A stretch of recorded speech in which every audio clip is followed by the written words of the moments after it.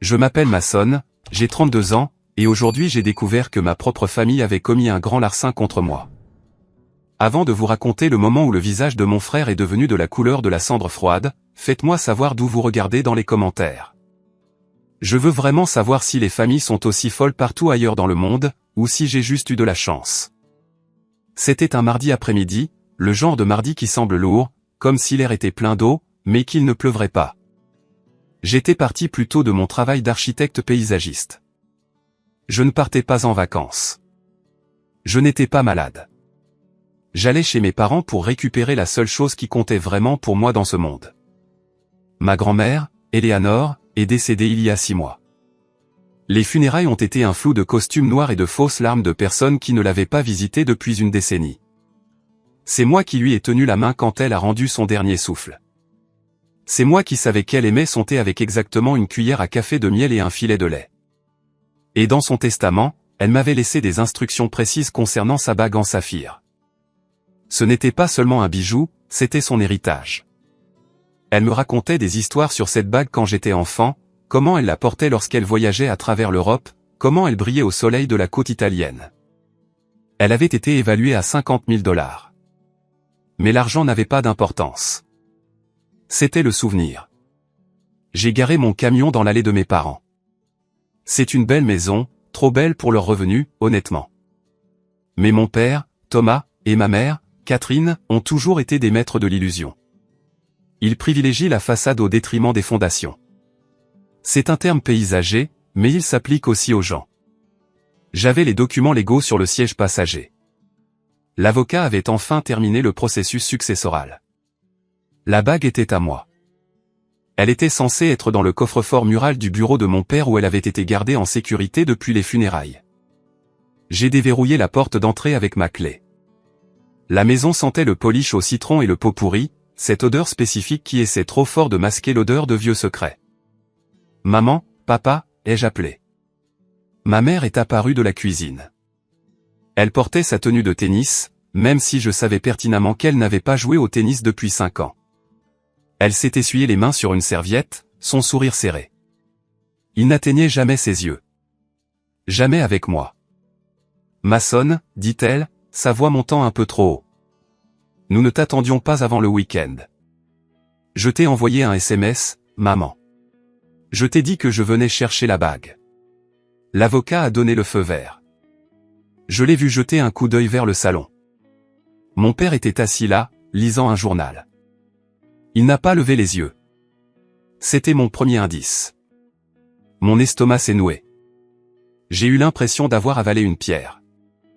Oh, oui, maman en a parlé. Je suis passé devant elle, directement dans le bureau. La peinture du navire en mer qui couvrait le coffre-fort mural était de travers. Je l'ai poussé de côté. La porte du coffre-fort était légèrement entr'ouverte, vide. La petite boîte en velours avait disparu. Je me suis retourné. Mes parents se tenaient maintenant dans l'embrasure de la porte du bureau.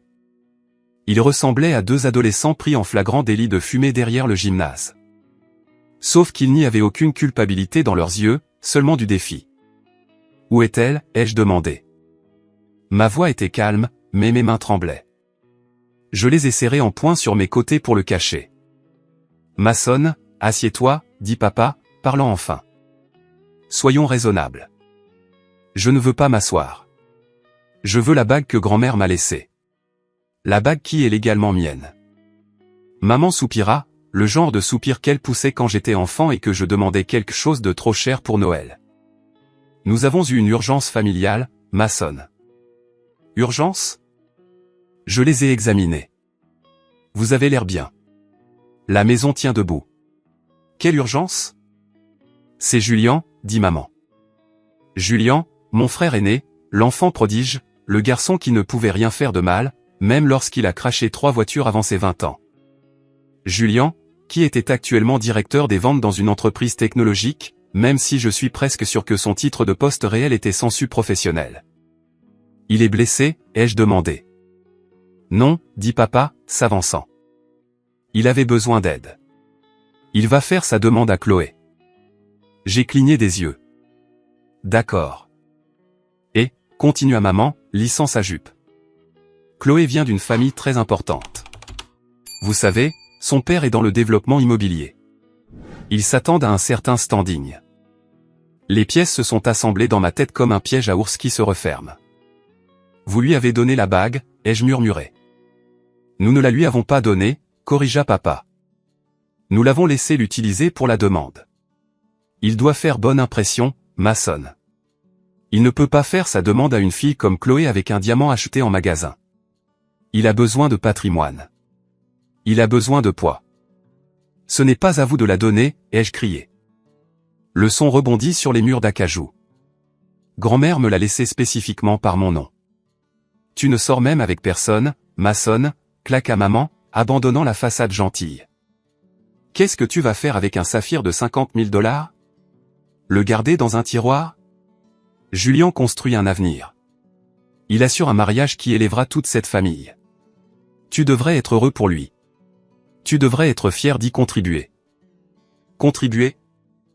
J'ai ri. Un son sec et dur. Vous l'avez volé. C'est du vol. Un grand larcin. N'utilise pas ces mots avec nous, avertit papa, le visage tiré. Nous sommes tes parents. Nous avons décidé que la bague servirait un meilleur but au doigt de Chloé que dans ta poche. Quand tu trouveras une gentille fille, nous t'aiderons à acheter quelque chose d'approprié. Approprié? Je me suis rapproché d'eux. Vous pensez que voler mon héritage est approprié? J'ai sorti mon téléphone. Mon pouce planait au-dessus de l'écran. Qu'est-ce que tu fais? Demanda maman, la panique vacillant enfin dans ses yeux. J'appelle la police, dis-je. Et ensuite j'appelle mon avocat. Tu ne ferais pas ça, ricana papa. Arrêter ton propre frère? Ruiner ses fiançailles? Tu serais le paria de cette ville, maçonne. Pensive, veux-tu vraiment être le fils qui a envoyé son frère en prison pour un bijou? J'ai hésité. Il savait exactement où me frapper. Il savait que je détestais les conflits. Il savait que je valorisais la paix. Mais il ne s'agissait pas seulement d'une bague. Il s'agissait de respect. Il s'agissait de grand-mère. Juste à ce moment-là, mon téléphone a vibré. Une notification d'Instagram. J'ai regardé.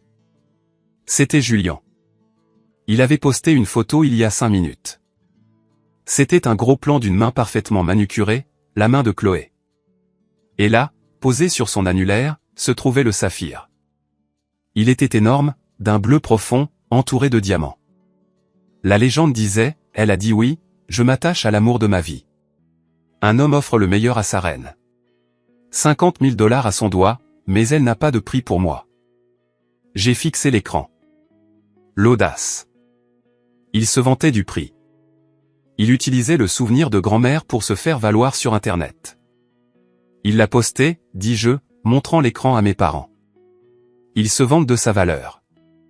Elle est magnifique sur elle, dit maman, souriant à l'écran. Tu vois, elle y est à sa place. J'ai mis le téléphone dans ma poche. La rage dans ma poitrine s'est refroidie en quelque chose de dur et de froid. Quelque chose de dangereux. Tu as raison, dis-je doucement. Papa se détendit. Bien. Je savais que tu serais raisonnable. Je n'appelle pas la police, dis-je. Maman laissa échapper un soupir. Dieu merci. Je vais faire du thé. Non, dis-je en me tournant vers la porte. Je ne reste pas pour le thé et je n'appelle pas la police parce que je ne veux pas que Julien ait l'excuse d'être une victime. Je ne veux pas qu'il dise que son petit frère jaloux a ruiné son moment. J'ai ouvert la porte d'entrée. Le soleil brillait dehors, vif et moqueur. Je vais la récupérer, leur ai-je dit. Et quand je le ferai, vous deux allez réaliser exactement ce que vous avez perdu. Vous n'avez pas seulement perdu une bague aujourd'hui. Vous avez perdu un fils. Oh, arrête d'être dramatique, appela maman alors que je marchais vers mon camion. Tu t'en remettras pour Thanksgiving. J'ai claqué la portière du camion. Je n'ai pas démarré le moteur immédiatement. Je suis resté assis là, serrant le volant jusqu'à ce que mes jointures deviennent blanches. J'ai regardé la maison, la pelouse parfaitement entretenue, la peinture fraîche, les mensonges. Il pensait que j'étais faible. Il pensait que j'étais l'enfant de secours. Celui qui arrangeait les choses. Celui qui s'occupait des aspects désagréables de la vie comme la maladie et la mort pour que Julien puisse briller sous les projecteurs. Il se trompait. J'ai démarré le moteur. Je ne rentrais pas chez moi. J'allais au seul endroit où la vérité existait encore. J'allais voir grand-père Isaac, m'éloignant de la maison de mes parents. La route s'est brouillée. Je ne pleurais pas. J'avais dépassé ça. Je vibrais de colère. Chaque borne kilométrique que je passais me semblait un souvenir que je ne voulais pas revisiter. Vous devez comprendre la dynamique. Dans ma famille, Julien était le soleil et le reste d'entre nous n'étions que des planètes espérant capter un peu de chaleur. Quand Julien a eu 16 ans, il a eu une Mustang neuve. Quand j'ai eu 16 ans, j'ai eu la Mustang. Après que Julien ait bousillé la transmission et fumé dedans pendant 2 ans. Quand Julien est allé à l'université, mes parents ont organisé un gala. Quand j'ai obtenu mon diplôme avec mention en architecture paysagère, ils m'ont envoyé une carte avec un billet de $50 à l'intérieur. Cela avait toujours été ainsi, sauf pour grand-mère Éléanore et grand-père Isaac. J'ai pris l'autoroute en direction de la communauté de retraite Shady Oaks. Le nom était une blague.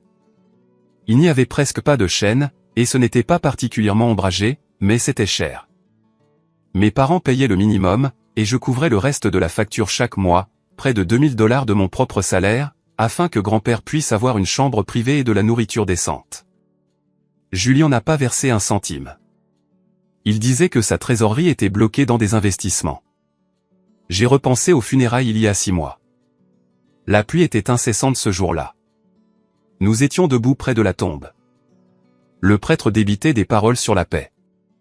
Julien regardait sa montre, probablement inquiet de manquer un tea time. Maman pleurait, mais elle vérifiait son maquillage dans son poudrier toutes les 2 minutes.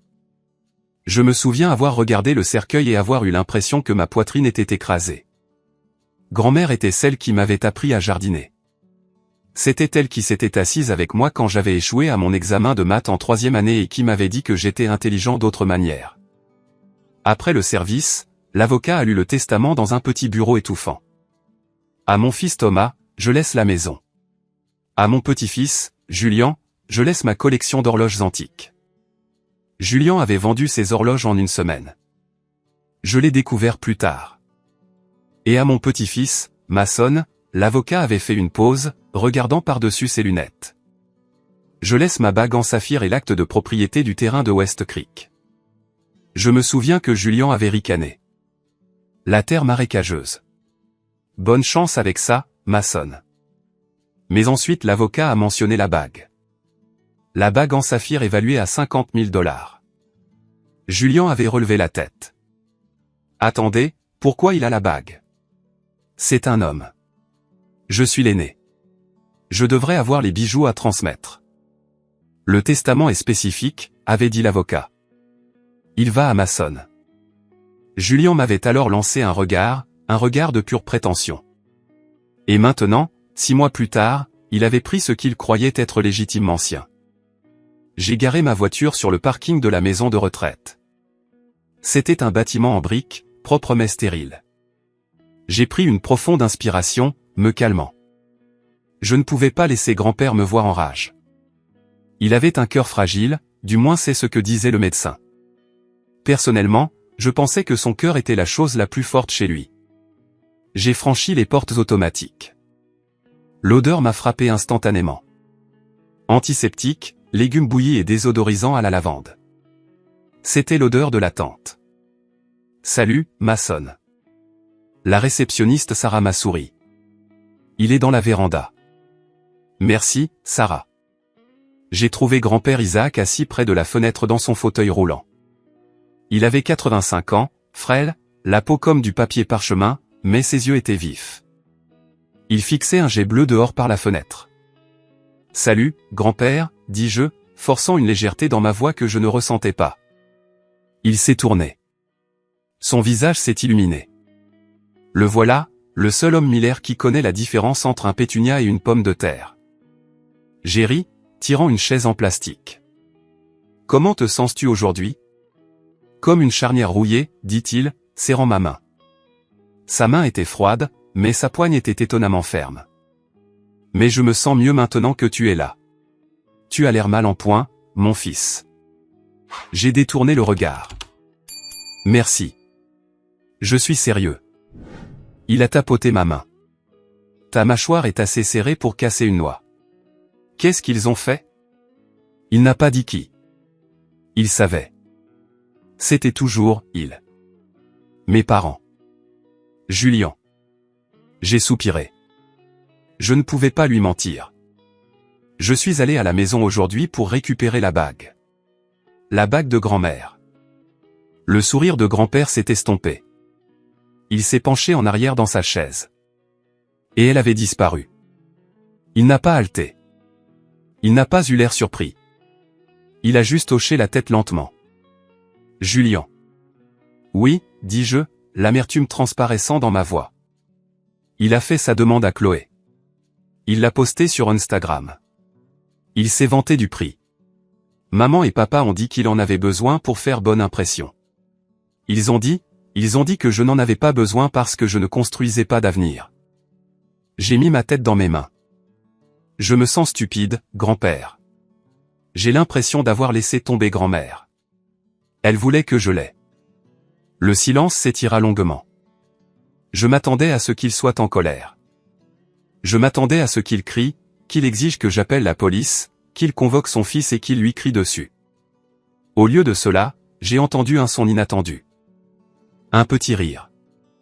Un rire sec et rauque qui s'est transformé en tout. J'ai levé les yeux. Grand-père Isaac souriait. Pas un sourire joyeux. Un sourire malicieux et complice.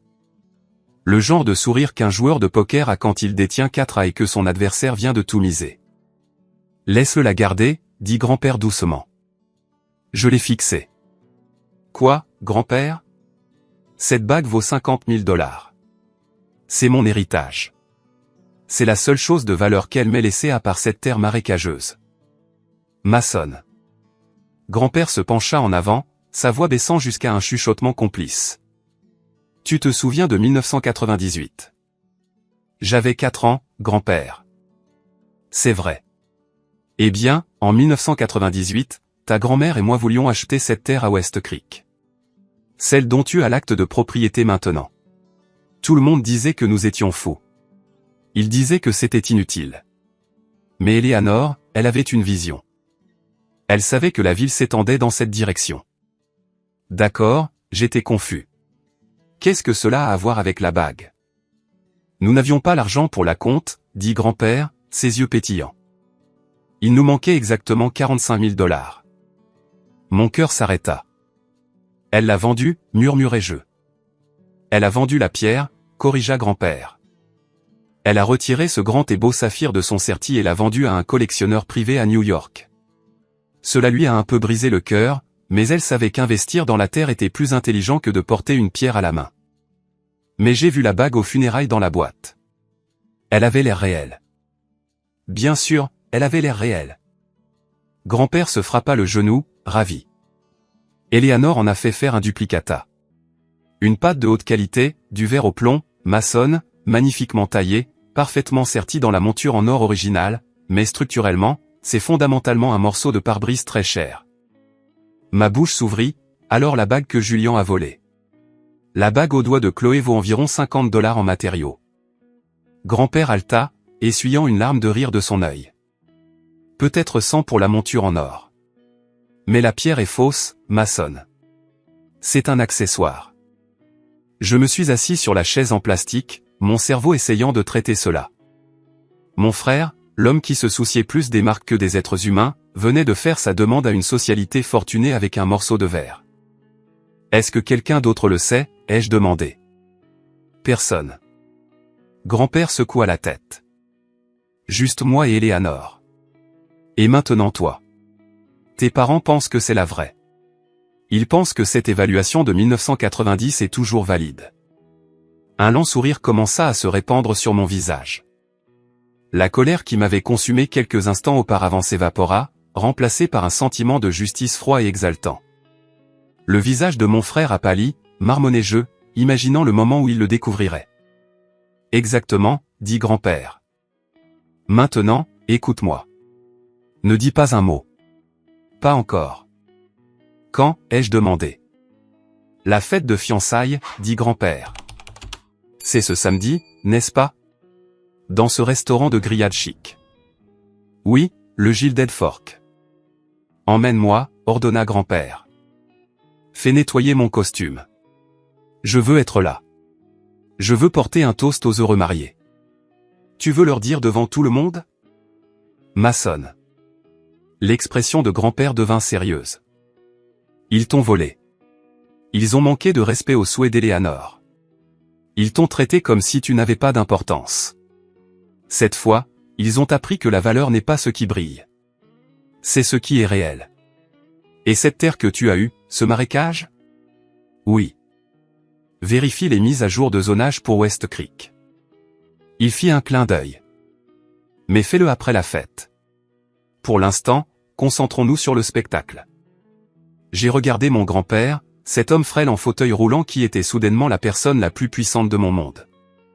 Tu es un génie, grand-père. Je sais, sourit-il. Maintenant, va me chercher un petit pot de crème. Comploter une vengeance me donne faim. Les 3 jours suivants furent une leçon magistrale de maîtrise de soi. Je devais aller travailler, concevoir des jardins pour des clients riches et faire semblant de ne pas détenir un secret nucléaire. J'ai décidé que je devais être absolument sûr. La mémoire de grand-père était bonne, mais à 85 ans, les détails peuvent devenir flous. J'avais besoin de vérification. J'ai appelé mon ami Wyatt. Wyatt et moi étions allés au lycée ensemble. C'était le seul gars que je connaissais qui ne me méprisait pas de conduire un camion déglingué.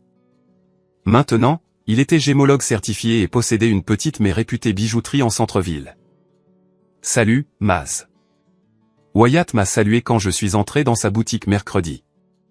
Tu cherches quelque chose pour une heureuse élue ou tu te caches juste de ta famille? Je me cache principalement. Je me suis appuyé sur le comptoir. Écoute, j'ai une question hypothétique. Vas-y. Si quelqu'un avait une bague en saphir, une grosse, taille coussin antique, et qu'il voulait savoir si elle était vraie sans l'enlever du doigt, pourrait-il? Wyatt a ri. Pas précisément. Je veux dire, je peux repérer une mauvaise contrefaçon de l'autre bout de la pièce, mais un bon synthétique ou une pâte de haute qualité il faut une loupe. Il faut vérifier l'indice de réfraction. Pourquoi? J'ai hésité. Julien a fait sa demande à Chloé. J'ai vu Wyatt lever les yeux au ciel. Le caillou à 50 000 $. C'est partout sur Facebook. C'est pratiquement une célébrité en soi. Ta grand-mère le lui a-t-elle laissé? Non. Elle me l'a laissé. Ils l'ont prise. Wyatt a arrêté de polir une montre. Mec, c'est nul. Tu veux que je lui casse les rotules? Non. J'ai souri. J'ai entendu une rumeur selon laquelle ce n'est peut-être pas ce qu'il pense que c'est. Grand-père m'a dit quelque chose. Je me suis penché et j'ai chuchoté le secret sur le verre. Wyatt a laissé échapper un sifflement bas. Oh, c'est juteux. C'est délicieux. Mais attends, si Julien la montre partout, ne l'a-t-il pas fait évaluer? Le père de Chloé, c'est Monsieur Robert. C'est un requin. Il ne laisserait pas sa fille épouser un type sans vérifier les actifs. C'était un bon point, un point terrifiant. Si Julien l'avait fait évaluer, le pot aux roses serait découvert, il saurait que c'est un faux. Je dois le découvrir, dis-je. J'ai quitté la boutique et me suis dirigé vers le bureau de Julien. Il travaillait dans un bâtiment au mur de verre dans le quartier technologique. J'ai garé mon camion à côté d'une rangée de Tesla et de BMW. Et là, elle était, sa voiture, une Porsche Panamera, noire, élégante, agressive. Elle était neuve. Il venait d'échanger sa Mercedes le mois dernier. Je me suis approché d'elle. Je n'avais pas l'intention de la rayer. Je ne suis pas un sauvage, mais j'ai remarqué quelque chose sur le siège passager. Une pile de papier. J'ai protégé mes yeux et j'ai regardé à travers la vitre. C'était un contrat de location, mais pas seulement un bail. C'était un document de financement à haut risque. J'ai vu le taux d'intérêt encerclé en rouge. 18%. 18%. C'était usurier. C'était le genre de taux que l'on obtient lorsque votre score de crédit est dans les chaussettes. Puis j'ai vu une autre enveloppe qui dépassait dessous le siège. Elle portait un logo que je reconnaissais. Prêt sur gage. Mon téléphone a vibré. C'était un SMS de Julien. Et petit frère. J'ai entendu dire que tu étais passé chez maman et papa. Ne sois pas un mauvais perdant. Viens au dîner de fiançailles. Amen grand-père. Monsieur Robert veut rencontrer tout le clan. Essaie de t'habiller comme si tu gagnais plus que le salaire minimum. J'ai fixé le texte. Il me narguait. J'ai attendu qu'il sorte. À 17h précise, Julien est sorti du bâtiment. Il portait un costume qui coûtait plus cher que ma première voiture. Il avait l'air du succès, mais en regardant de plus près, j'ai vu les rides de stress autour de ses yeux. J'ai vu la façon dont il vérifiait son téléphone nerveusement. Mason, a-t-il appelé, me repérant. Il n'avait pas l'air content. Qu'est-ce que tu fais ici? Tu me traques? Je vérifie juste la nouvelle voiture, dis-je, m'appuyant contre la Porsche. Belle roue, chère, haut de gamme. Julien a souri, déverrouillant la portière. Les affaires sont florissantes, Maz. Tu ne comprendrais pas. Comment va le jardinage? L'aménagement paysager, ai-je corrigé automatiquement. J'ai entendu dire que tu avais fait évaluer la bague pour l'assurance. Julien s'est figé. Sa main plana au-dessus de la poignée de la portière. Il m'a regardé, les yeux plissés. Pourquoi ça t'intéresse? Juste curieux puisque c'était, tu sais, à moi. Julien a ri, mais son rire semblait forcé. Oui, je l'ai apportée à un type, un ami d'un ami. Je ne voulais pas la laisser dans un magasin, tu sais, trop précieuse. Et elle vaut 80 000 $ maintenant. Julien a menti. Je savais qu'il mentait. Son œil gauche a tiqué. C'était son signe révélateur. Appréciation du marché. J'en ai parlé à Monsieur Robert. Il a été impressionné. Il a dit que ça montrait une richesse générationnelle. C'est ce dont Chloé a besoin, Mason. La sécurité, pas un jardinier. 80 000 $, ai-je répété. Waouh. Oui. Alors, n'aie pas l'idée de la redemander. Elle fait partie de mon portefeuille maintenant. Il est monté dans la voiture et a fait vrombir le moteur agressivement. Alors qu'il quittait le parking en trombe, j'ai réalisé la vérité. Il ne l'avait pas fait évaluer officiellement. Il ne pouvait pas. S'il l'avait fait, il aurait dû l'assurer, et cela coûte de l'argent. Il improvisait. Il utilisait la réputation de la bague pour renforcer son statut auprès du père de Chloé. Il était probablement noyé sous les dettes. La voiture, les vêtements, le style de vie, et ce mariage était sa bouée de sauvetage. Il avait besoin des relations ou de l'argent de Monsieur Robert pour rester à flot. Et il utilisait un morceau de verre pour se frayer un chemin. Je suis remonté dans mon camion. Mon cœur battait la chamade. Ça allait être bien pire que ce que j'avais imaginé. Si la vérité éclatait, ce ne serait pas seulement embarrassant. Cela le détruirait financièrement. J'ai pensé à le prévenir. C'était mon frère après tout. Les liens du sang sont plus forts que tout. Puis je me suis souvenu du coffre-fort vide. Je me suis souvenu du sourire narquois. Je me suis souvenu qu'il m'avait traité de mauvais perdant en volant mon héritage. Les liens du sang sont peut-être plus forts que l'eau, mais le sang est aussi plus difficile à nettoyer quand il se répand. Je suis rentré chez moi et j'ai ouvert mon placard. J'ai sorti mon seul bon costume. Il était gris anthracite, simple mais bien coupé. D'accord, grand-père, ai-je murmuré à la pièce vide. Allons à la guerre. Le samedi soir arriva avec le poids d'une tempête imminente. Le ciel était couvert, reflétant l'humeur de mon ventre. J'ai passé une heure à aider grand-père Isaac à se préparer. Il a insisté pour porter ses vieilles médailles militaires sur son revers. Est-ce approprié pour une fête de fiançailles, ai-je demandé, ajustant sa cravate. J'ai survécu à une guerre, grogna grand-père. Je peux survivre à un dîner avec ta mère. Nous avons pris mon camion parce que le fauteuil roulant de grand-père ne rentrait pas dans une berline. Le lieu était le Gilded Fork, le restaurant de grillade le plus cher de la ville. Service de voiturier, lustre en cristal, serveurs qui ressemblaient à des mannequins. C'était exactement le genre d'endroit que Julien choisirait pour prouver qu'il appartenait à l'élite. Lorsque nous sommes entrés dans la salle à manger privée, la fête battait déjà son plein. Il y avait une vingtaine de personnes. Mes parents étaient là, tenant des flûtes de champagne, l'air nerveux. Julien était en bout de table, son bras drapé autour de Chloé. Chloé était belle, je dois l'admettre. Blonde, élégante, portant une robe qui coûtait probablement 3000 $. Mais ses yeux étaient froids. Elle scannait la pièce, évaluant tout.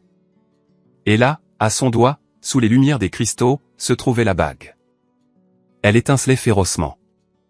Pour un œil non averti, elle était magnifique. Mason. Papa. Mon père Thomas s'est précipité. Il semblait soulagé de nous voir. Ou peut-être juste soulagé que nous ne portions pas de jean. Vous êtes là. Bien. Bien. Bonjour, Thomas, dit grand-père, d'une voix calme. Où veux-tu me garer? Ici, juste à côté de moi, dit papa. Il se pencha pour me chuchoter. Tiens-le tranquille, Mason. Monsieur Robert est très particulier. J'ai regardé de l'autre côté de la table. Monsieur Robert, le père de Chloé, était un homme qui semblait sculpté dans le granit. Il sirotait du scotch et écoutait Julien parler. Donc, le marché est volatile, disait Julien en faisant de grands gestes. Mais mes actifs sont diversifiés, immobilier, technologie, et bien sûr, des actifs tangibles comme les héritages familiaux. Il désigna la main de Chloé. Monsieur Robert hocha la tête d'un air approbateur. Intelligent, dit Monsieur Robert. Sa voix était profonde et rauque. J'aime un homme qui comprend la valeur.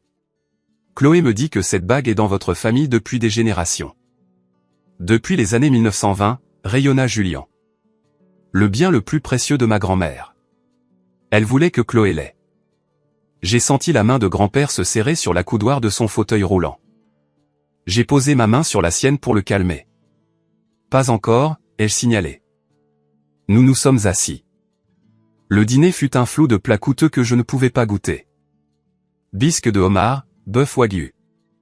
Ma mère n'arrêtait pas de me lancer des regards, me prévenant silencieusement de me tenir tranquille. J'ai observé Julien. Il buvait beaucoup. Son visage était rouge. Il était ivre de son propre mensonge. Il n'arrêtait pas de toucher la bague au doigt de Chloé, la montrant à ses tantes et cousines. 50 000 $, l'ai-je entendu chuchoter à un cousin. Estimation conservatrice, probablement plus proche de 90 000 maintenant. Les yeux du cousin s'agrandirent. Tu dois vraiment l'aimer. Oui, dit Julien. Seulement le meilleur. La tromperie était physique. Cela me faisait frissonner. Il ne mentait pas seulement sur l'argent. Il mentait sur le sentiment. Il affirmait que grand-mère voulait que Chloé l'ait. Grand-mère n'avait jamais rencontré Chloé. Le dessert arriva. Un genre de gâteau au chocolat et paillettes d'or. Monsieur Robert se leva et frappa son verre avec une cuillère. La pièce se tut. J'aimerais proposer un toast, dit Monsieur Robert à Julien et Chloé. Quand Julien est venu me demander la main de ma fille, je lui ai posé une question. Pouvez-vous la protéger non seulement physiquement, mais fiduciairement? Pouvez-vous assurer son avenir? Il fit une pause, regardant Julien. Aujourd'hui, en voyant ce bel héritage, en voyant le respect de la tradition et de la valeur. Je crois que la réponse est oui. Bienvenue dans la famille, mon fils. Tout le monde applaudit. Julien avait l'air d'avoir gagné à la loterie. Il se leva, rayonnant. Merci, Robert. Cela signifie le monde pour moi. Je promets d'honorer cette bague et la femme qui la porte. Excusez-moi. Une voix rauque traversa les applaudissements. La pièce se figea. Tout le monde se tourna vers le bout de la table. Grand-père Isaac levait la main. Papa. Mon père siffla. Assieds-toi. Pas maintenant. Je suis assis, Thomas, claqua grand-père. Je suis en fauteuil roulant. Quelques rires maladroits parcoururent la pièce. J'aimerais dire quelques mots, dit grand-père, sa voix gagnant en force. À propos de la bague. Le sourire de Julien chancela. Il me regarda, la panique dans les yeux. Il pensait que je lui avais raconté le vol. Il ne savait pas que grand-père en savait plus. Laissez-le parler, dit monsieur Robert, intrigué. C'est le grand-père. Allez-y, monsieur. J'ai fait avancer légèrement le fauteuil de grand-père afin qu'il puisse faire face à tout le monde. Mon cœur martelait mes côtes comme un oiseau en cage. C'était ça. Cette bague, commença grand-père, pointant un doigt tremblant vers la main de Chloé. Elle est belle, n'est-ce pas? Oui, elle l'est, dit Chloé, souriant poliment. Ma femme Éléanore l'aimait beaucoup, continua grand-père. Elle la portait à Paris. Elle la portait à Rome. Elle la portait quand elle tenait Julien bébé. Ma mère sourit, pensant qu'il s'agissait juste du discours sentimental d'un vieil homme. C'est vrai, papa. Elle a tellement d'histoires. Oui, grand-père hocha la tête. L'histoire est une chose amusante. Il s'agit de ce que nous choisissons de nous souvenir et de ce que nous choisissons d'oublier. Il regarda directement Julien. Julien pâlit. Grand-père, peut-être pouvons-nous faire cela plus tard, commença Julien. Chut. Mon garçon, ordonna grand-père. L'autorité dans sa voix fit taire la pièce. Je veux vous raconter une histoire sur 1998. J'ai vu mon père froncer les sourcils. Il ne connaissait pas l'histoire. En 1998, dit grand-père, Éléanore et moi avons pris une décision. Nous voulions investir dans l'avenir de notre famille. Nous voulions acheter un terrain, mais nous manquions de liquidités. Alors, Éléanore a fait quelque chose de courageux. Il fit une pause pour les faits. Le silence dans la pièce était lourd, suffocant. Elle a apporté cette bague à un bijoutier à New York, dit grand-père doucement. Et elle a vendu le saphir. Le silence qui suivit les mots de grand-père n'était pas seulement calme. C'était un vide. Il aspirait l'air de la pièce. Excusez-moi, demanda Chloé, sa voix tremblante. Elle l'a vendu? Julien était figé. Il ressemblait à une statue d'un homme sur le point de s'effondrer. Elle a vendu la pierre, répéta grand-père, sa voix claire et retentissante. Pour 45 000 $. Nous avons utilisé l'argent pour acheter la propriété de West Creek. Mais, maman se leva, sa serviette serrée dans sa main. Papa, tu dois être confus. La bague est juste là. Regarde-la. Elle est bleue. Elle brille. Elle brille parce que c'est de l'excellent artisanat, dit grand-père, un sourire triste sur son visage. Éléanore a fait remplacer la pierre par une pâte de haute qualité. Le verre au plomb est un très joli bijou fantaisie qui vaut environ, je dirais 50 $, peut-être 75 $ avec l'inflation. Boum, l'impact. J'ai observé monsieur Robert. Son visage est passé de la confusion à la réalisation, puis à une fureur absolue en l'espace de 3 secondes. Il tourna lentement la tête vers Julien. Le visage de Julien n'était plus pâle. Il était gris. Cendreux. Il avait l'air de vouloir vomir sur la nappe. Est-ce vrai? Demanda monsieur Robert. Sa voix était calme. Dangereusement calme. Je bégaya Julien. Je ne savais pas. Je le jure. Maman.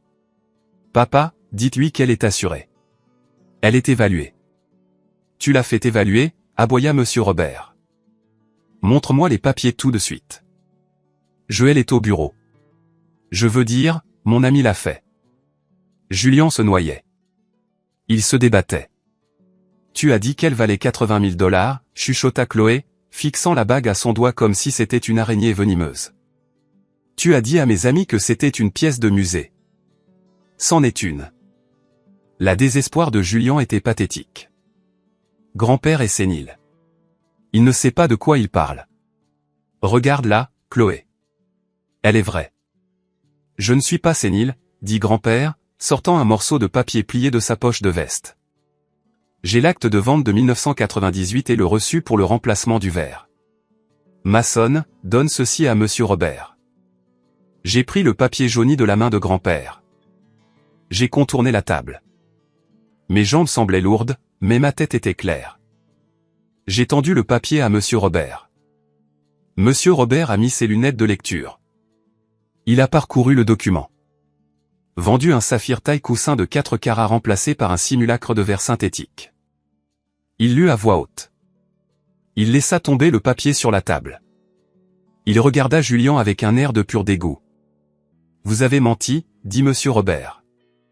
Vous vous êtes tenu dans ma maison, avez bu mon scotch et m'avez menti en face à propos de vos actifs.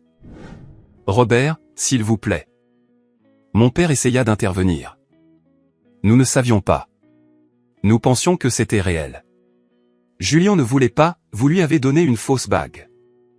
Monsieur Robert se tourna vers mon père. Quel genre de famille êtes-vous? Des fraudeurs. Le reste de votre portefeuille est-il faux aussi, Julien? Cette voiture est-elle à vous? Ce travail est-il à vous? Les questions frappaient Julien comme des coups physiques. Je l'aime, murmura Julien. C'était la seule vérité qui lui restait, mais c'était trop peu, trop tard. Chloé se leva. Elle pleurait, mais c'était des larmes de colère. Elle lutta avec la bague. Elle était serrée à son doigt. Elle la tira, se faisant mal jusqu'à ce qu'elle saute, retombant avec un cliquetis sur l'assiette en porcelaine. Clinc. Ça sonnait comme du verre bon marché. Parce que c'en était. Dehors, siffla Chloé. Chloé. Bébé, attends. J'ai dit dehors, cria-t-elle. Prends ta bague en verre et va-t'en. Tu m'as embarrassé. Tu m'as humilié devant tout le monde. Julien, dit monsieur Robert, se levant de toute sa taille. Je pense que vous devriez partir avant que j'appelle la sécurité. Et ne contactez plus jamais ma fille. Si je découvre que vous avez utilisé mon nom comme levier pour des prêts, je vous enterrerai légalement. Julien regarda autour de la pièce. Ses amis, sa famille, les serveurs. Tout le monde le fixait. L'enfant prodige avait perdu son éclat. Il n'était qu'un type en costume de location avec une fausse bague. Il me regarda. Ses yeux étaient pleins de haine. Tu savais, articula-t-il. Je ne dis rien. Je me tenais juste à côté de grand-père, la main sur son épaule. Julien attrapa la bague de l'assiette et sortit de la pièce en trombe. Mes parents le poursuivirent. Julien, attends. Nous pouvons expliquer, cria maman. La porte claqua. La pièce fut de nouveau silencieuse, à l'exception du doux jazz jouant dans les haut-parleurs. Monsieur Robert nous regarda, moi et grand-père. Il prit une profonde inspiration, ajustant sa cravate. C'était un homme d'affaires. Il savait comment limiter les pertes. Je m'excuse pour la scène, dit monsieur Robert à la pièce. Puis il regarda grand-père. Merci, monsieur, pour votre honnêteté. Vous avez sauvé ma fille d'une erreur très coûteuse. Mieux vaut une dure vérité qu'un doux mensonge, dit grand-père. J'ai fait reculer le fauteuil roulant de grand-père. Nous allons partir maintenant. Prends le gâteau, chuchota grand-père. Je n'ai pas eu une bouchée. Je n'ai pas pris le gâteau. Je l'ai juste fait sortir de la salle privée, à travers le restaurant et dans l'air frais de la nuit. Mes parents étaient sur le parking, se criaient dessus. La Porsche de Julien était partie. Comment as-tu pu, cria maman en me voyant. Elle s'avança, le visage déformé. Tu as planifié ça. Toi et ce vieil homme. Ne parle pas de ton père comme ça, dis-je, ma voix basse. Nous n'avons pas fait mentir Julien. Nous ne vous avons pas fait voler. Nous avons juste mis les choses en lumière. Tout ce que vous voyez maintenant, c'est de votre faute. Tu as ruiné sa vie, hurla papa. Monsieur Robert va le mettre à l'index. Il est endetté, maçonne. Il en avait besoin. Alors peut-être qu'il aurait dû trouver un emploi au lieu de mon héritage, dis-je. J'ai aidé grand-père à monter dans le camion. J'ai plié le fauteuil roulant. Je ne me sentais pas coupable. Je ne me sentais pas triste. Je me sentais libre. Le trajet de retour vers la maison de retraite fut silencieux, mais c'était un silence confortable. J'ai bien fait, demanda grand-père après quelques kilomètres. Tu étais terrifiant, dis-je. C'était parfait. Bien, il pencha la tête en arrière contre le siège. Il avait l'air fatigué. L'adrénaline se dissipait. Quand je suis rentré chez moi cette nuit-là, mon téléphone a explosé. Des SMS de Julien m'appelant de tous les noms. Des messages vocaux de maman pleurant, m'accusant d'être jaloux et rancunier. Mais il y avait un email qui se démarquait. C'était une notification d'un service juridique. Monsieur Robert ne plaisantait pas. Il avait déposé une ordonnance de cesser et de s'abstenir contre Julien concernant toute mention de sa société. Et, chose intéressante, un tuyau à l'IRS concernant les actifs de Julien. La semaine suivante fut un accident de voiture au ralenti pour ma famille. La Porsche de Julien fut saisie mardi. Je le sais parce que mon ami Wyatt a vu la dépanneuse au bureau de Julien et m'a envoyé une photo. Légende, le carrosse doré se transforme en citrouille. Apparemment, Julien avait contracté un prêt personnel massif pour payer le style de vie dont il avait besoin pour courtiser Chloé, utilisant la valeur estimée de la bague comme garantie auprès d'un prêteur privé. Lorsque la nouvelle a éclaté que la bague était fausse, le prêteur a immédiatement exigé le remboursement du prêt. Mes parents se démeneraient. Ils essayaient de refinancer leur maison pour renflouer Julien. Ils vendaient des choses.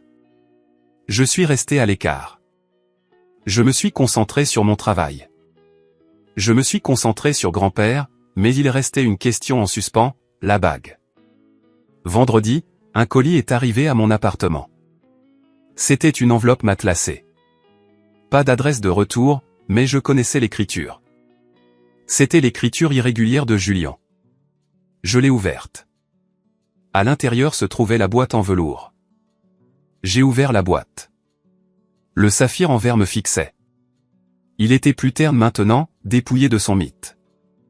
Il y avait une note. Prends ta merde. J'espère que tu t'étouffes avec. J'ai sorti la bague. Je l'ai tenue à la lumière. Ce n'était pas de la merde. C'était la bague que grand-mère portait. C'était la bague avec laquelle elle avait touché mon visage. C'était la bague qu'elle tordait nerveusement en regardant Jeopardy. Je l'ai mise sur une chaîne et l'ai accrochée à mon cou, la glissant sous ma chemise. Quelques jours plus tard, je suis allé rendre visite à grand-père à nouveau. Il était assis dans le jardin. « Tu l'as récupérée ?» demanda-t-il. « Oui. » J'ai sorti la chaîne pour lui montrer. « Bien », il hocha la tête. « Maintenant, à propos de cette terre à West Creek. » « Le marécage ? » ?»« Ce n'est plus un marécage, Mason, » sourit grand-père. J'ai demandé à Andrew, mon avocat, d'y jeter un coup d'œil. La ville vient d'approuver un nouveau plan de zonage. Ils construisent un centre commercial et un parc. Ce marécage est en plein milieu de la route d'accès. Je l'ai fixé. Qu'est-ce que ça veut dire ? Cela signifie, dit grand-père, que les promoteurs essaient de contacter le propriétaire depuis des mois. Depuis que l'acte de propriété t'a été transféré, les offres devraient arriver. Combien ? La dernière offre que j'ai entendue pour le lot voisin. Grand-père fit une pause. 2 millions. Je me suis étouffé avec ma propre salive. 2 millions, à peu de choses près, dit grand-père. Eleanor savait. Elle disait toujours, la terre est la seule chose dont on ne fabrique pas plus. Je suis resté assis là, le poids de la bague en verre contre ma poitrine, réalisant que si mon frère s'était battu pour le faux clinquant, grand-mère m'avait laissé la réalité boueuse, désordonnée, incroyablement précieuse. Et maman et papa, ai-je demandé. Ils savent ? Ils pensent que c'est un marécage. Grand-père haussa les épaules. Gardons ça comme ça pendant un certain temps. Laissons-les se concentrer sur les frais de justice de Julien. J'ai ri. C'était un vrai rire, profond et sonore.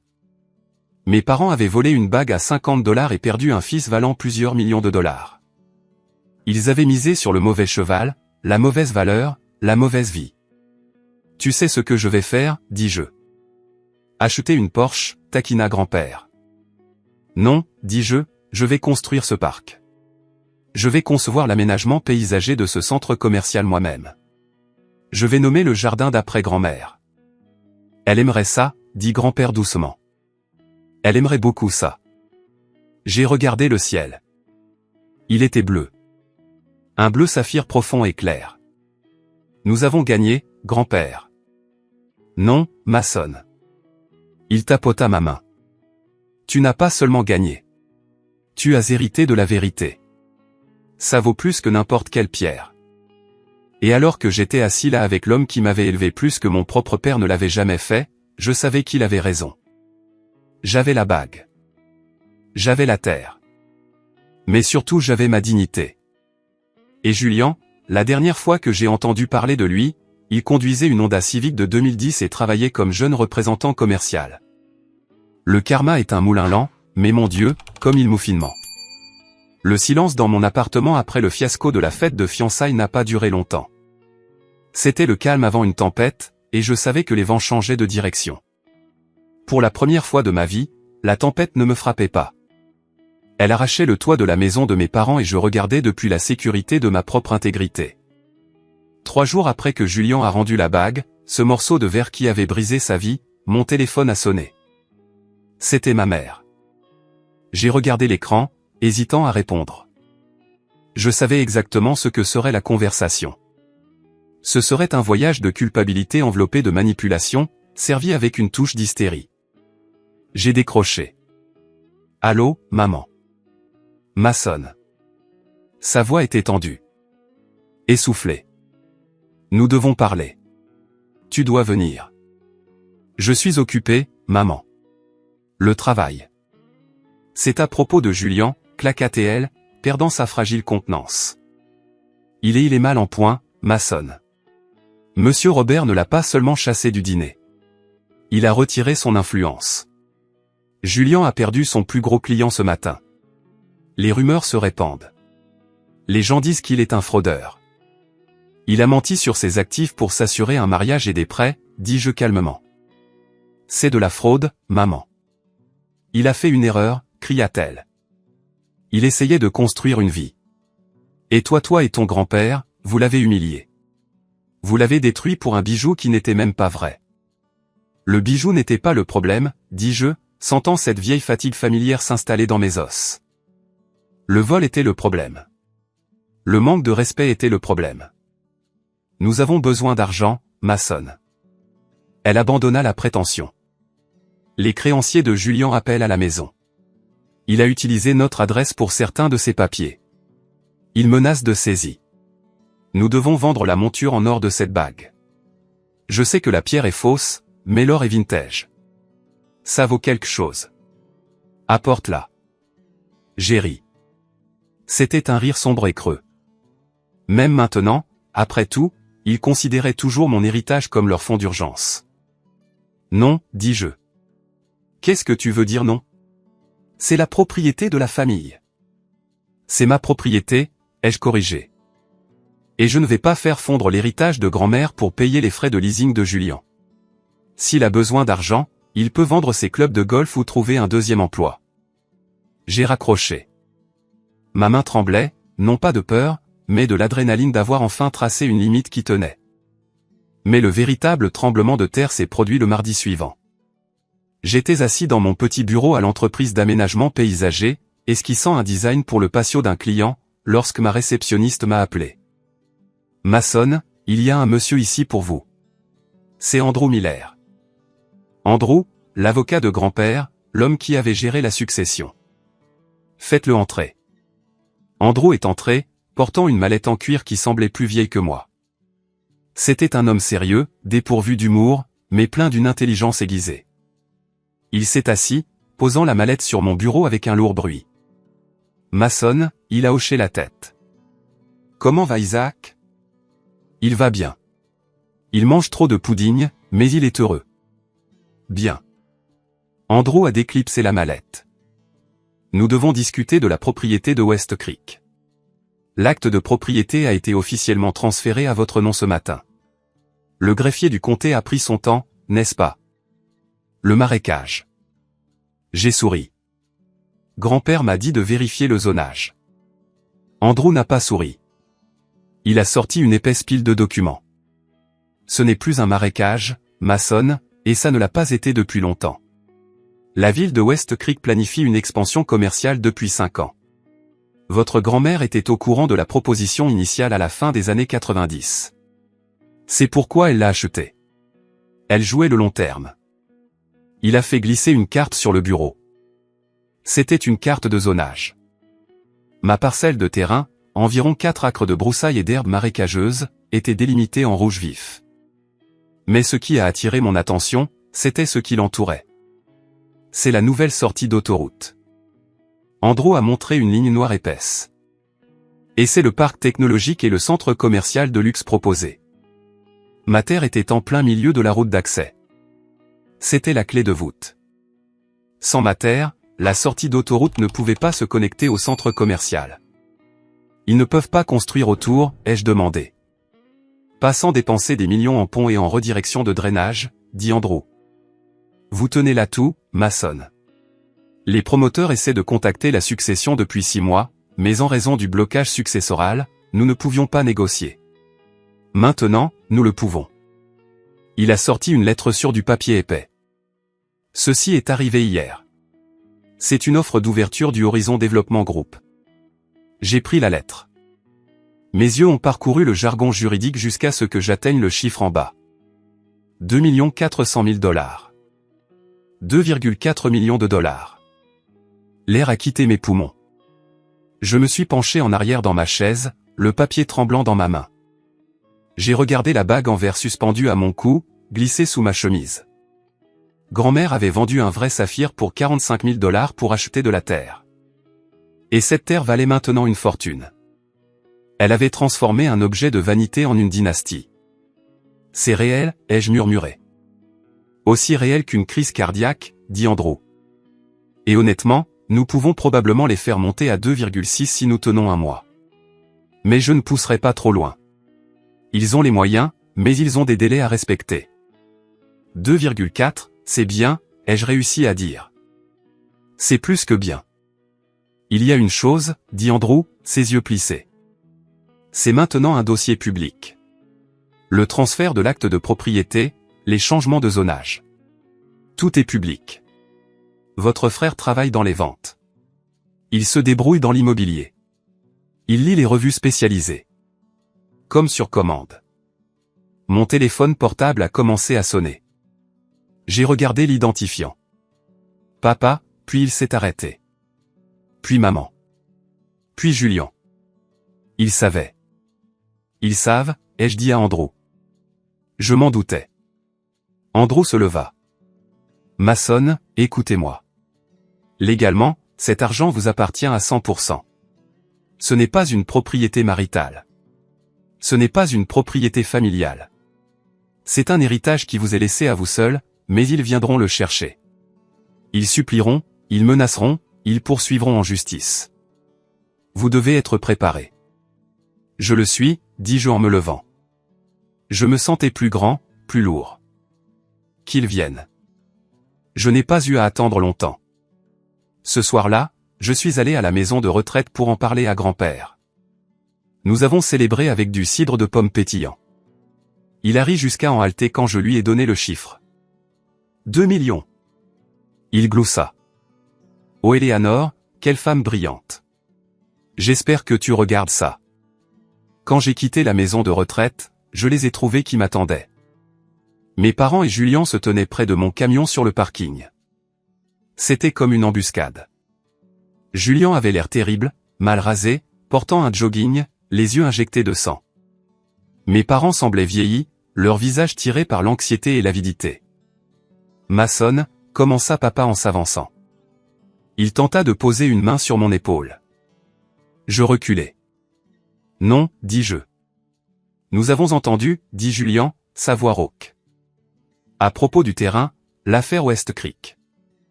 Les nouvelles voyagent vite, dis-je, déverrouillant mon camion. Nous devons parler de la répartition, dit papa, s'éclaircissant la gorge. Évidemment, grand-mère avait l'intention que ce terrain profite à toute la famille.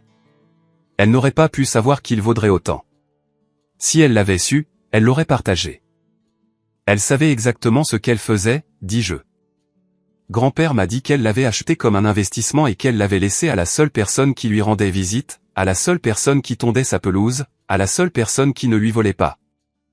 Je n'ai pas volé, hurla Julien. C'était un malentendu. Et maintenant, Mason, regarde-moi. Je suis ruiné. Je n'ai rien. Chloé est partie. Mon travail est parti. Ils vont me ruiner. Tu as 2 millions de dollars qui arrivent.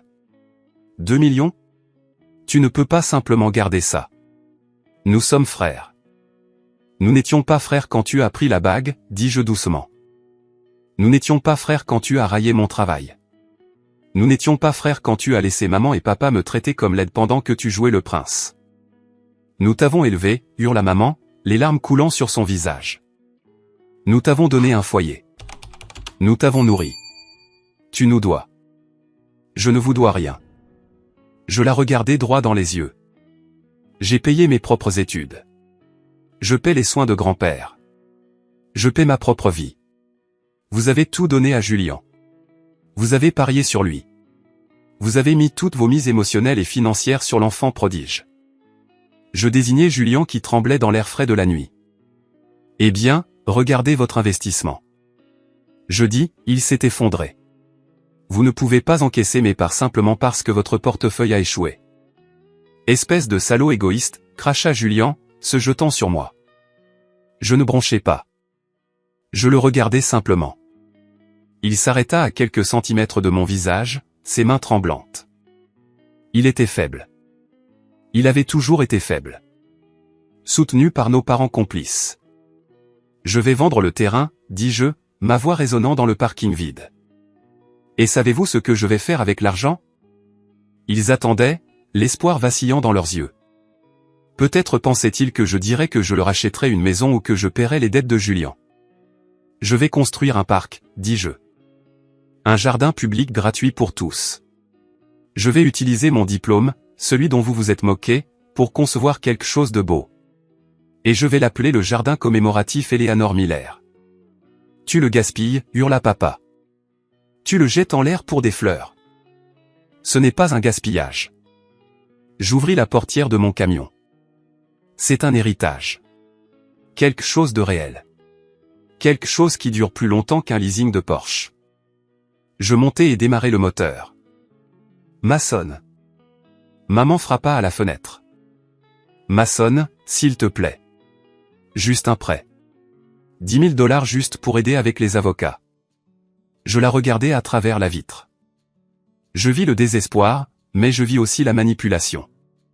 Si je leur donnais 10 $, ils reviendraient pour 20. Si je leur donnais 10 000 $, ils voudraient 100 000. J'ai enclenché la marche arrière. Alors que je m'éloignais, je les ai observés dans le rétroviseur. 3 silhouettes debout sous le lampadaire vacillant, rapetissant de plus en plus jusqu'à n'être que des ombres dans l'obscurité. J'ai touché la bague sous ma chemise. Elle était chaude contre ma peau. Au revoir, ai-je murmuré. Cette nuit-là, j'ai signé les papiers avec Horizon Développement Group, mais j'ai ajouté une clause. Ils pouvaient avoir la façade commerciale, mais les 3 acres bordant le ruisseau restaient avec moi. J'allais construire ce parc, et j'allais construire ma vie selon mes propres termes. 2 ans plus tard, le soleil matinal frappait les feuilles des érables japonais que j'avais plantés, les transformant en un cramoisi brillant et translucide. Je me tenais sur le chemin de pierre, une tasse de café à la main, respirant l'odeur de la terre humide et du jasmin en fleurs. C'était terminé. Le jardin commémoratif Eleanor Miller était ouvert au public. Ce n'était pas un parc immense, mais c'était un joyau. Il avait des sentiers sinueux, un bassin à carpe koi, des bancs dédiés à l'histoire locale, et une aire de jeu pour enfants construite en bois naturel, pas en plastique. Je me suis dirigé vers le centre du jardin. Là, sur un piédestal de granit, se trouvait une statue de bronze d'une femme assise sur un banc lisant un livre. C'était grand-mère. J'avais engagé un artiste local pour la sculpter à partir d'anciennes photos. Autour du cou de la statue, j'avais incorporé un petit détail, une bague sculptée dans le bronze. C'était subtil, mais je savais qu'elle était là. Salut, patron. Je me suis retourné. C'était Wyatt. Il portait un gilet haute visibilité. Il n'était plus seulement mon ami bijoutier. Il était mon chef de projet.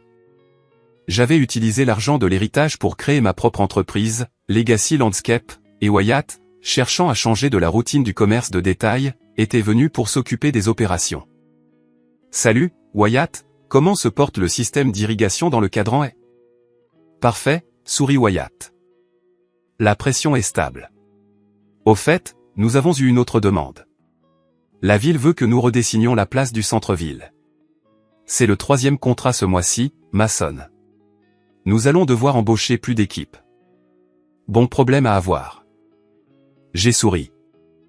Ma vie avait changé d'une manière que je n'aurais jamais imaginée. Je n'étais pas seulement riche. J'étais respecté. Mon travail parlait de lui-même.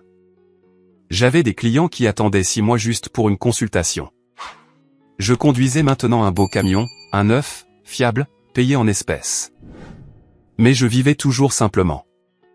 J'avais acheté une maison près du jardin, un endroit avec de grandes fenêtres et beaucoup de lumière. Et grand-père Isaac. Il n'a pas pu assister à l'ouverture. Il est décédé il y a 6 mois paisiblement dans son sommeil, mais il a vécu assez longtemps pour voir les plans. Il a vécu assez longtemps pour voir la première pelle toucher la terre. J'ai payé une infirmière privée pour sa dernière année. Je l'ai fait déménager de Shady Oaks dans une suite de luxe d'où il avait une vue sur la rivière. Chaque dimanche, nous mangions des petits pots de crème et regardions le football. Il est mort en sachant qu'il avait gagné. Il est mort en sachant que j'étais en sécurité. Dans son testament, il m'a laissé tout ce qui lui restait. Ses médailles, sa montre et une lettre. La lettre est encadrée dans mon bureau. Elle dit, les valeurs sont comme des racines. On ne les voit pas, mais ce sont les seules choses qui vous maintiennent debout quand le vent souffle. Je suis fier de toi, jardinier. Quant à ma famille, j'aimerais pouvoir dire qu'ils ont appris leur leçon. J'aimerais pouvoir dire qu'ils se sont excusés et que nous nous sommes réconciliés. Mais la vie n'est pas un film Hallmark. Julian a déclaré faillite. La honte de la fausse bague et l'enquête pour fraude financière menée par l'IRS l'ont brisé. Il a perdu son emploi, son condo et sa réputation. Il est retourné vivre chez maman et papa. La dernière fois que j'ai entendu parler de lui, il travaillait dans une agence de location de voitures près de l'aéroport. Je l'ai vu une fois de loin alors que je prenais l'avion pour une conférence sur l'aménagement paysager. Il avait l'air plus vieux. Il avait l'air fatigué. Il essuyait le tableau de bord d'une berline, portant un polo bon marché. Je ne l'ai pas approché. Il n'y avait plus rien à dire. Mes parents ont dû réduire la taille de leur maison. Ils ont vendu la grande maison, celle avec la façade, et ont emménagé dans une maison de ville de 2 chambres de l'autre côté de la ville. Ils étaient amers. J'ai entendu dire par le bouche à oreille qu'ils racontaient à qui voulait l'entendre que leur fils ingrat avait volé leur héritage et les avait abandonnés. Ils ont essayé de me poursuivre en justice, bien sûr. Peu après l'affaire du terrain, ils ont trouvé un avocat assez désespéré pour prendre l'affaire. Ils ont prétendu une influence indue sur grand-mère, mais Andrew les a anéantis devant le tribunal. Il a produit des décennies de dossiers médicaux prouvant la lucidité d'esprit de grand-mère, et il a produit le registre des visiteurs de sa maison. Mason Miller, 452 visites. Thomas et Catherine Miller, 12 visites. Julian Miller, 3 visites. Le juge a rejeté l'affaire en 20 minutes et leur a ordonné de payer mes frais de justice. Ce fut le coup de grâce financier. Je me suis dirigé vers le banc à côté de la statue de grand-mère. Une jeune femme était assise là, lisant un livre pendant que son bambin poursuivait un papillon près des fleurs. « C'est magnifique ici, dit-elle, levant les yeux vers moi. Mon fils adore les fleurs. Merci d'avoir construit cela. De rien, dis-je. Ma grand-mère aurait adoré le voir courir. Je me suis assis à l'autre bout du banc. J'ai fouillé dans ma chemise et j'ai sorti la bague, le saphir en verre. Je la portais toujours tous les jours. Les gens me demandaient parfois pourquoi un architecte paysagiste millionnaire portait un bijou fantaisie bon marché. Je leur disais la vérité. Cette bague, disais-je, tenant le verre au soleil, vaut $50. Mais elle m'a sauvé la vie. Elle m'a appris la différence entre le prix et la valeur. Elle m'a appris que les gens qui vous aiment veulent que vous ayez la vraie chose, la terre, l'avenir, la vérité. Et les gens qui vous utilisent ne s'intéressent qu'à l'éclat. Mon téléphone a vibré. C'était un SMS de Chloé. Oui, cette Chloé-là. Nous nous étions rencontrés par hasard dans un café un an après la rupture. Elle s'était excusée. Elle m'avait dit qu'elle se sentait horrible de la façon dont elle m'avait traité au dîner. Nous ne sortions pas ensemble. Elle n'était pas mon type. Trop d'énergie de femme exigeante, mais nous étions amis. Chloé, salut, j'ai vu l'article sur le jardin dans le magazine de la ville. Ça a l'air incroyable. Julian a essayé de m'ajouter en ami hier. Je l'ai bloqué. J'espère que tu vas bien. J'ai ri et j'ai répondu. Très bien. Merci. J'ai rangé mon téléphone. J'ai regardé le jardin. C'était mon héritage.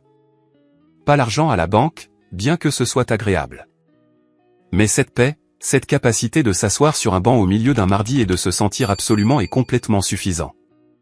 Je n'étais plus le plan de secours. Je n'étais plus le bouc émissaire. J'étais le jardinier. J'avais élagué les branches mortes de mon arbre généalogique. Et pour la première fois, je laissais la lumière du soleil frapper le sol. Je me suis levé, j'ai bu une gorgée de mon café, et je suis retourné vers mon équipe. Nous avions du travail à faire. Il y avait une installation de fontaine dans le coin nord qui nécessitait mon approbation. En marchant, j'ai touché les médailles sur mon propre revers, les médailles de grand-père. Je les portais lors d'occasions spéciales maintenant. Aujourd'hui n'était qu'un mardi, mais cela me semblait spécial. Chaque jour de liberté me semblait spécial. Grand-père avait raison. Qu'il garde la fausse bague. Qu'ils aient l'illusion. Je prendrai la terre. Je prendrai le travail. Je prendrai la vérité. Parce qu'en fin de compte, le verre se brise. Mais la terre demeure. Cette histoire ne parle pas seulement d'une bague ou d'un frère vindicatif. Elle parle de la différence fondamentale entre la valeur nette et l'estime de soi. Nous vivons dans un monde obsédé par l'étalage, les voitures flashy, les gros diamants, les publications Instagram soignées. Mon frère Julien et mes parents ont passé toute leur vie à courir après l'apparence de la richesse au point de sacrifier leur intégrité et leurs liens familiaux pour la maintenir. Ils ont valorisé le symbole de l'héritage, la bague, plus que la source de l'héritage, grand-mère Éléanore. En revanche, grand-mère et grand-père comprenaient que la vraie valeur est souvent cachée. Elle est dans la terre marécageuse qui semble laide mais recèle un potentiel. Elle est dans les moments silencieux de prise en charge, pas les moments bruyants de célébration. En courant après le faux éclat, ma famille a perdu le vrai trésor. À la fois la terre d'une valeur de plusieurs millions de dollars et la relation avec un fils qui les aurait soutenus. Alors, voici ma question pour vous. Avez-vous déjà eu un moment dans votre vie où vous avez dû choisir entre paraître réussi et être réellement fidèle à vous-même? Ou avez-vous déjà découvert que quelque chose ou quelqu'un que vous sous-estimiez s'est avéré être la chose la plus précieuse de votre vie? Je veux entendre vos histoires. Laissez un commentaire ci-dessous avec votre perspective. Ou si vous êtes d'accord que l'intégrité est l'héritage ultime. Commentez simplement le mot « bien » pour que je sache que vous avez tenu bon avec grand-père Isaac et moi jusqu'à la toute fin. Votre interaction et de l'histoire a touché plus de personnes qui pourraient avoir besoin d'entendre qu'il est acceptable d'être le bouc émissaire qui s'en va pour construire son propre jardin. Merci d'avoir écouté.